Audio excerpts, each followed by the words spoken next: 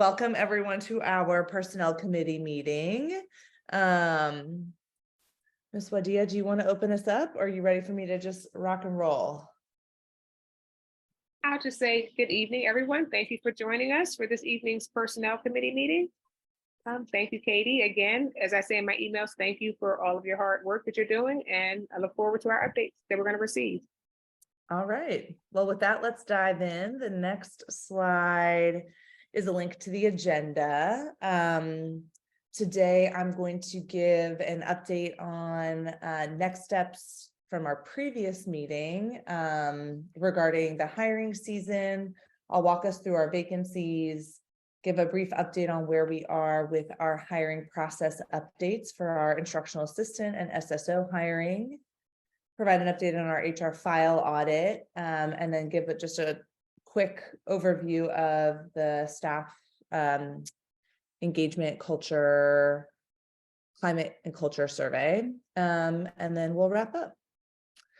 So with that, I'll start with the hiring update. So at our last personnel committee meeting, we had talked through the reflections and lessons learned from last year's hiring season from April through the end of August. And we had a couple of action items in the HR office and we're making our way through them. So I wanted to provide an update. So one was to hire an HR operations manager to backfill Rocio's position, and we have done that. Miss Tamara Graham, who's been working as a temp in the HR office for the last several weeks, probably like 6 weeks or so, just had our onboarding appointment today, and she'll be joining us next Wednesday, February 1st. And the next item was to hire a part-time recruitment support for the HR office from April through September, with the intention of supporting with tasks like posting jobs, reviewing applicants every day to ensure to see whether they meet the criteria for the positions, their eligibility, and cultivating candidates from external sources like Indeed. It's just a lot for Marina to manage by herself, particularly during the peak of the hiring season. So I have a conversation scheduled with Dr. Becoats on Friday to talk through what that might look like, and should have an update in our next personnel committee meeting. And then the third item we had was to begin building hiring processes and resources for our other staff groups. If you remember, last hiring season, we revamped our professional employee hiring process, essentially for our teachers and other WPEA members. And I have a draft to share with you all today regarding the instructional assistant and SSO hiring process. So any questions on those updates before I keep it moving? Nope. All right, cool. So vacancies, I just wanted to provide an update on where we are with current vacancies in our buildings. I'll give you a minute to take a look. And this is exactly what was shared in the board Friday update last week. So these are at the admin building, Alden, Ardmore, and Bell. Here we have Colwyn, East Lansdowne, Evans, Park Lane, Penwood Ninth, and GAC.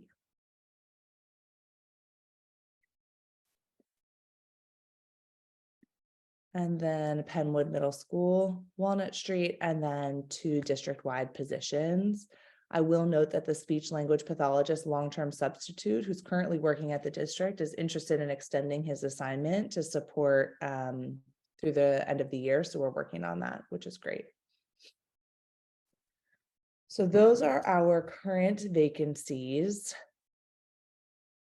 And I wanted to provide an update on our hiring processes for our instructional assistants and our SSOs. They are still very much in draft. We have put together a draft of the process, but are still gathering stakeholder input before we finalize them. I'm going to pull them up on my screen. So we'll start with the instructional assistant hiring process. And this will look very familiar because it's the same template that we used for our professional employee hiring process. So essentially there's 6 components. So the first is the job posting, and that is very much the same to our teacher process. And then in the eligibility screening, Human Resources still does a daily review and screen of candidates for eligibility. And then we refer any eligible candidates to the supervisor of special education. Ryan has been supporting us with this work while we continue to work to hire for that role. There's an optional phone interview where the supervisor of special ed or their designee schedules and conducts a phone interview with eligible candidates and notifies candidates of the outcome. I'm actually sorry, I should have one other thing on the eligibility screen that's unique for this role. In HR, as part of the eligibility screen, we do a phone call with interested applicants to review the specifications of the job and talk them through the interview process. So that's our first touch point in order to support cultivating candidates. That's why the phone interview is optional, because we've already had one phone touch base with candidates. Then the supervisor of special education conducts a panel interview where principals participate if they're interviewing for a role in their building. There can be an optional second panel interview should there need to be one to gather more information. Reference checks. Here we're recommending that we move forward with at least 2 references. The former process had 3, but we recommend that folks reach out to 3 to 4, and then we're comfortable moving forward as long as 2 have been completed. The building principal submits the recommendation to hire, and then we move forward from there. So I'll pause to see if there are any, and this is essentially the process that we've been using now. We're excited to have it written down and super clear. We've done a lot of work over the last year to really clarify roles between HR, special education, and principals. And we feel like this has been working pretty well to help us cultivate candidates and move pretty quickly once we've confirmed their interest. If there aren't any questions, I'll go over the SSO one. The SSO one is hiring process is very similar to our other processes. We post the position, HR screens for eligibility, and then the hiring manager uses the pre-screen rating to look at eligible candidates. And then the hiring manager for SSOs is Gary Rickards. So Gary schedules and conducts phone interviews with candidates, and then he notifies them of the outcome. Gary conducts a panel interview, which consists of principals, again, similar to instructional assistants at buildings where SSOs are considering positions. There could be a second panel if the hiring manager feels like the first round did not give enough information, reference checks, and then submitting a recommendation to hire. So any questions there?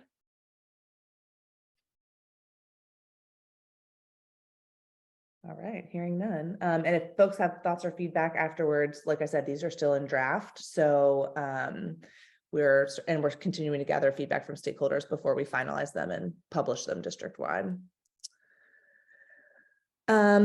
Here is an update. If you recall, almost 2 years ago when I started at the district, right when I began, we had an audit on our HR files and it was led by Rebecca at the Bucks County IU.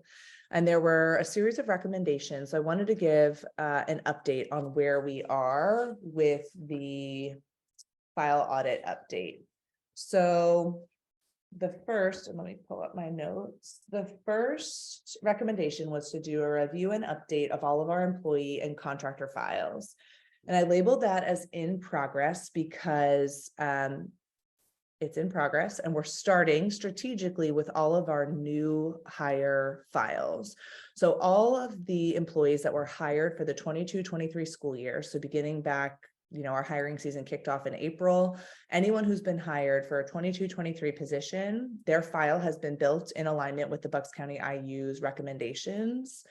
We are also going through an audit of personnel files for employees who were hired in the summer of 2022 in particular, given that we had the unexpected staffing change in our office with Rocio's departure. So, and then we have implemented a new process for contractor onboarding. which is allowing us to build contractor files via our new process. The second recommendation was to hire a temporary employee to support with the review of employee and contractor files as a summer-wide project. We have not started that yet.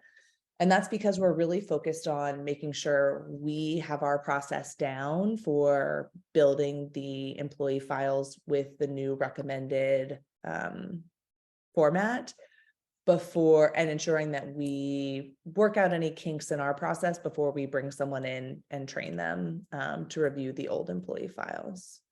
It is still on our radar. We have established onboarding processes for new employees and contractors, so that is complete. We have trained HR employees on using Safe Schools for online training, and that has been built in to our onboarding process. So all employees get access to Safe Schools through their onboarding appointment. We have not yet implemented a system to check the Act 48 hour status for employees who are nearing the end of their continuing education cycle. This is essentially to ensure that folks have met their criteria to maintain their certification. So this will be done in conjunction with the academics office, since they are managing our Act 48 credit, like attainment and entry into PDE system. So this is something that we will need to keep on our radar. And then we have updated our student, teacher, and intern policy. So I think we've made really good progress on some of the items that we prioritized, and are building towards making progress on the areas that we have not yet started. So I'll pause here if folks have any questions. Hi, Katie. I just have one question. When we're looking at, I believe it was number 2 for the potentially hiring someone temporarily, I guess budget wise, where would that come from? Or would that be just, or would we just utilize what we would be paying someone if we were to hire them full time? That's a good question. Ms. Ivory, I would say that those dollars would probably come from lapsed salaries because there is no other budgeted position in the human resources office, although there is a need for the additional support. So we can typically project what our annual, I don't want to say savings, but the annual money that we have in lapsed salaries, and we would allocate a portion of those dollars to support this particular item, at least for this year. And the portion that we need for next year, which will start July 1, we could actually factor that into the budget if we needed to. Okay, so if we had to extend it, we should be able to utilize that lapse funding. If we had to extend beyond summer, we would Correct. be able. Okay. All right. Thank you. Sure You're thing. welcome. Thank you. So that's the update on the files, and I wanted to give a brief update on the climate, culture, and engagement survey for our staff. So just as a reminder, in the fall, I was collaborating with Dr. Lewis to create the questions for the leadership survey. So we are having the employee culture and engagement survey, and then we're having a separate short 6-question survey that allows employees to provide feedback on their leaders.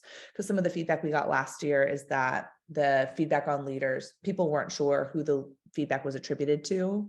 For example, all the high school staff got the same survey, and folks were like, am I giving feedback to Dr. Lee, or am I giving feedback to one of my assistant principals? So this year that process will be much more clear. People will receive a survey connected to their direct supervisor. We've been working on communication plans for distributing the survey, and we are getting ready to administer the survey in February and March. And then I'm continuing now to work on really what is going to take place in April and May as I lead cabinet, principals, and other leaders across the district to reflect on and make plans for acting on the survey data. So that's where we are with the staff survey. Oops. So now we have a moment for any discussion. I will stop sharing my screen. Okay. So based on the survey, I had one question, because I know last year, Dr. Biko, we went over the survey in detail with the feedback. Have we established a percentage of, I guess, areas that we want to address based on the feedback? Is there like we want to address 10% of the highs or lows of staff feedback to ensure that we're showing some growth in those different areas? Right. So yes, we did, but we did not do it by percentages. So let me just unpack what I've shared there. There were areas or themes, if you will, that we knew we needed to improve upon. So for example, one of them was communication, primarily from the central office to what's happening at the school level. There was also some thoughts about the superintendent's connection to the schools and communication from that perspective. So as we identified themes and we looked at the data last year, the thinking was we need to develop ways in which we could address some of the items that people felt as though we needed to grow in. So each area, so that would be my office, it could be human resources, other offices. The goal was to develop a way to put things in place and improve upon what you heard about. The schools did the exact same process. So that was something that was done at the end of last year. I do know that various principals have been working on some things. We have put some things in place at the central office to make sure that we enhance and improve upon communication. And so that's how we have, I guess, identified the things that we would work on. So the hope is that when this survey is completed, and for the most part, it's one and the same questions, meaning the same questions that were there last year. So then you can begin to say, okay, in this area, did we improve, or did we stay the same, or did it get worse? And then try to unpack and determine why. And so that will be one thing that we'll do from this year. And then I think the other thing that Katie spoke to is the leadership piece. I think we will be in a better position to develop leaders on various themes that may come out from this particular survey as well. So those are two things that I think will happen as a result of having the survey again. And I am very hopeful that we will see some improvements with the results. Did that answer your question, Ms. Ivory?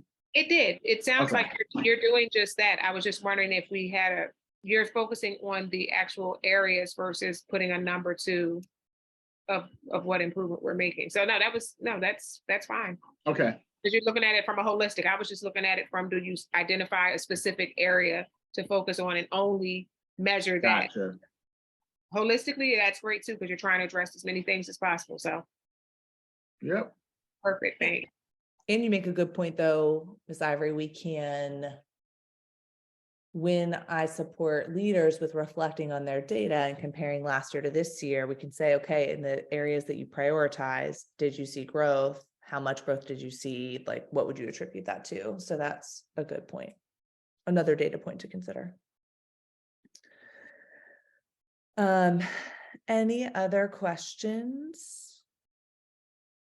My last question is just, I know we've spoken with different board members with the whole hiring process.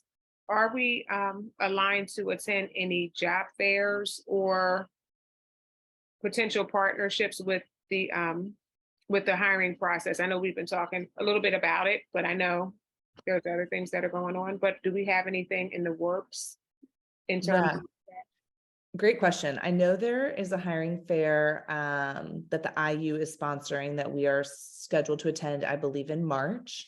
And there's another one, let me see if I can pull it up real quick, that Marina signed up for. And if I can't find it, then I will loop back to let you know.